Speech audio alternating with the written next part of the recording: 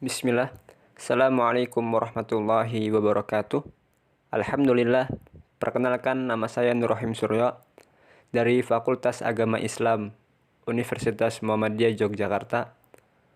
Di sini saya akan sedikit mewawancarai ustadz kami, yaitu Ustadz Rif'an Hafizahullah.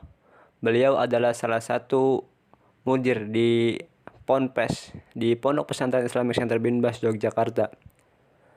Dan saya akan mengambil tema yaitu dai sebagai tokoh masyarakat, opinion leader, atau orang yang berpengaruh besar dalam mengambil keputusan. Ya, kemudian saya akan memberi beberapa pertanyaan untuk menggali aspek kepemimpinan seorang dai menurut pengalaman beliau. Baik, kita simak.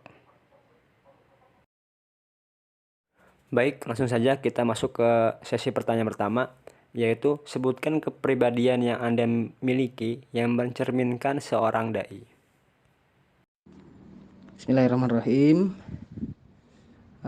Menjawab pertanyaan pertama tentang sebutkan kepribadian yang Anda miliki yang mencerminkan seorang dai.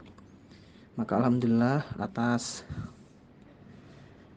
karunia dan rahmat dari Allah Subhanahu wa taala,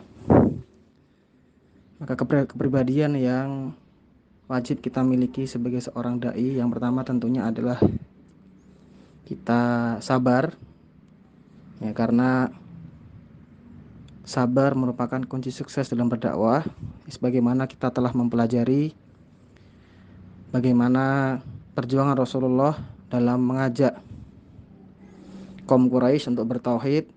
Banyak cacian, hinaan yang beliau terima, tapi beliau tetap sabar di atas itu semua.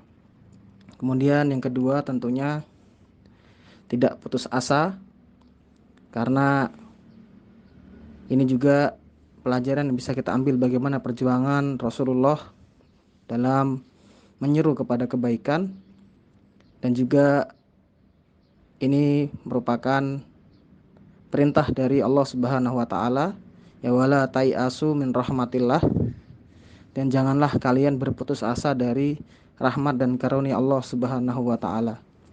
Kemudian perbedaan berikutnya yang alhamdulillah diberikan oleh Allah Subhanahu wa taala untuk menjadi seorang dai adalah lemah lembut. Ya, sebagaimana Rasulullah ya dulu juga ya mengajak kepada Islam ya dimulai dengan lemah lembut. Ini juga merupakan ya perintah Allah Subhanahu wa taala ya dalam ayat yang berbunyi ud'u ila rabbika bil hikmah wal mau'idhah hasanah wajadilhum billati hiya ahsan. Jadi di situ ya dalam dalil tersebut Allah Subhanahu wa taala memerintah kita untuk mengajak bermusyawarah dengan cara yang terbaik. Ini menunjukkan kelemah lembutan yang harus dimiliki oleh seorang dai. Selanjutnya, untuk pertanyaan kedua yaitu, menurut Anda kualitas apa yang dibutuhkan seorang dai? Kemudian pertanyaan kedua, kualitas apa yang dibutuhkan seorang dai? Tentunya yang pertama, dai adalah orang yang harus paham terhadap masalah agamanya. Ya, jadi dia memiliki kompetensi ya pedagogik, jadi memiliki keilmuan dalam hal materi dan juga thoriqoh atau tata cara dalam berdakwah agar mudah diterima oleh masyarakat. Kemudian yang berikutnya tentunya juga ya seorang dai juga harus mampu ya memiliki kualitas sosial, artinya dia mudah bergaul, dia mudah melebur dengan masyarakat sehingga apa yang dia sampaikan mudah diterima. Kemudian yang berikutnya tentunya yaitu dengan kemampuan atau kompetensi kualitas menjadi tauladan uswah hasanah. Karena yang namanya dai itu yang paling diingat adalah ketika dia ya bukan hanya apa yang dia sampaikan kepada para jamaahnya, tetapi juga apa yang dia amalkan, perbuatan apa yang dia lakukan. Itulah yang akan menjadi contoh bagi masyarakat atau jamaahnya.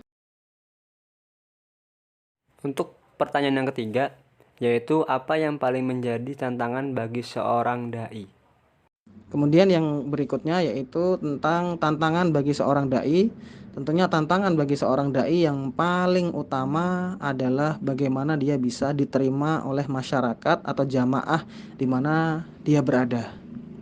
Ya, karena ini adalah tantangan pertama, karena penerimaan masyarakat terhadap seorang dai itu kunci utama diterimanya dakwah dia atau tidak.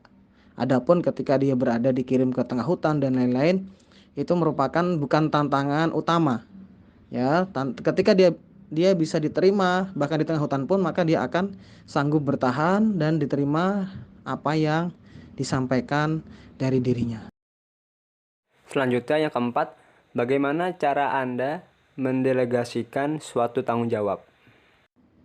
Kemudian yaitu tentang bagaimana mendelegasikan satu tanggung jawab. Tentunya yang pertama kita melihat apakah tanggung jawab yang akan kita delegasikan sesuai dengan kompetensi utusan kita. Jadi jangan sampai kita memberikan tanggung jawab tetapi tanggung jawab itu ya tidak mampu atau bahkan tidak sanggup dilaksanakan oleh orang yang kita utus. Maka tentunya kita melihat sejauh mana kemampuan utusan kita untuk menerima delegasi dari kita. Kemudian juga masih menjawab nomor 4 tentang bagaimana cara kita mendelegasikan satu tanggung jawab, yaitu yang pertama tentunya kita membuat SOP dalam pelaksanaan tanggung jawab tersebut agar utusan atau delegasi yang kita amanahkan untuk melaksanakan tanggung jawab tersebut itu mempunyai rambu-rambu, sehingga dengan rambu-rambu tersebut ya utusan kita mampu melaksanakan amanah yang kita berikan dan sesuai target yang kita harapkan. Selanjutnya untuk pertanyaan nomor 5, apakah Anda membutuhkan pendamping dalam berdakwah? Kemudian yang nomor 5, apakah Anda membutuhkan pendamping dalam berdakwah? Dan ini tentunya sangat butuh sekali, karena yang namanya berdakwah itu kita terkadang membutuhkan rekan untuk bermusyawarah ya tentang hal-hal atau rintangan-rintangan atau kendala-kendala yang kita hadapi di medan dakwah. Sehingga partner dalam berdakwah ini itu membantu sekali dalam proses ya berdakwah seorang dai di masyarakat di mana dia diutus atau dia di mana dia berada.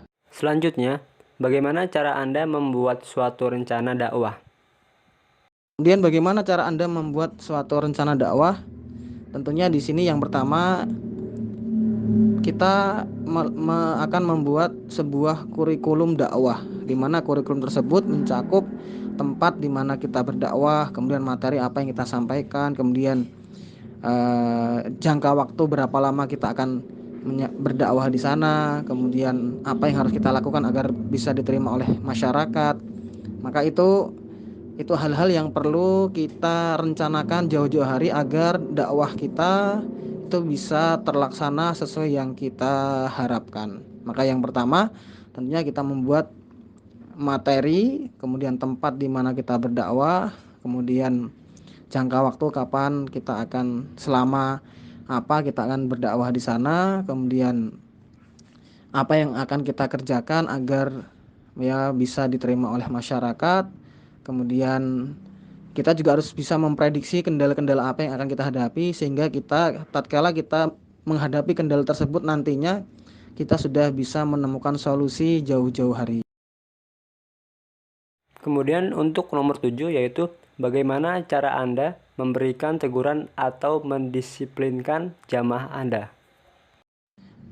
Adapun nomor 7, bagaimana cara Anda memberikan teguran atau membersihkan jamaah Anda? Yang pertama tentunya kita akan menyampaikan adab-adab di majelis ilmu.